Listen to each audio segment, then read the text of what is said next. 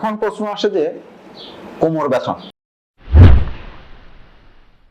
এটা কিন্তু আমাদের বাত রোগীদের ক্ষেত্রে অত্যন্ত কমন। বলা যে সারা পৃথিবীতে আমরা যদি গবেষণা করে থাকি, বলা যে 99% মানুষ জীবনের কখনো না কখনো কোমর ব্যথা শিকার হয়েছে, জীবনের কখনো না কখনো 99% মানুষ। তার মানে আমি ধরি তো নিয়ার অ্যাবাউট 100% মানুষ। তাহলে কোমর ব্যথা আসলে কারণ কি? কোমর ব্যথার কারণ হচ্ছে অনেক লম্বা কারণ।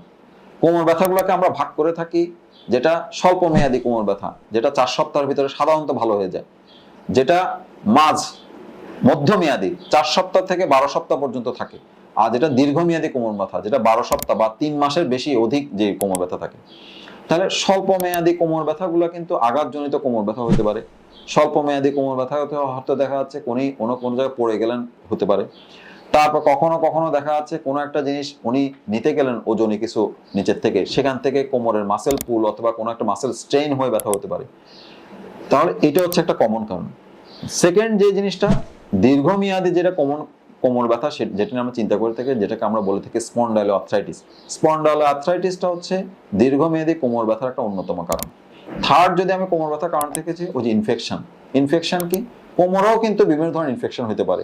সেই ইনফেকশনটা অ্যাকিউট কোনো জীবাণু দ্বারা হতে পারে, অথবা যে আমরা যে টিবি বলে থাকি, যক্ষার জীবাণু দ্বারাও কিন্তু কোমরে ইনফেকশন হতে পারে। অনেকের ধারণা থাকে যক্ষা রোগটা মানে শুধু ফুসফুসে হয়, না, কোমরের যে জয়েন্ট বা কোমরের যে হাড়, সেগুলোতেও কিন্তু যক্ষা রোগে আক্রান্ত হতে পারে। ফোর্থ কি কারণ, যেটা পিএলআইডি, যেটা আমরা খুব কমনলি বলে থাকি যে ডিস্ক প্রোলাপস হয়ে নার্ভে চাপ দিচ্ছে, সেখান থেকেও কিন্তু কোমর ব্যথা হতে পারে।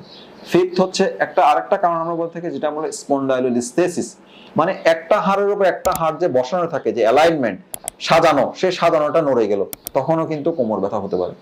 আরেকটা হচ্ছে যদি কোনো কারণে কোমরে আঘাত পেয়ে কোনো একটা কোমরের হাড় ভেঙে গেল, ফ্র্যাকচার, সেখান থেকে কোমর ব্যথা হতে পারে। কোমরের কোনো হাড়ে যদি কোনো টিউমার হয়ে থাকে বা ক্যান্সার হয়ে থাকে, সেখান থেকে কোমরে ব্যথা হতে পারে।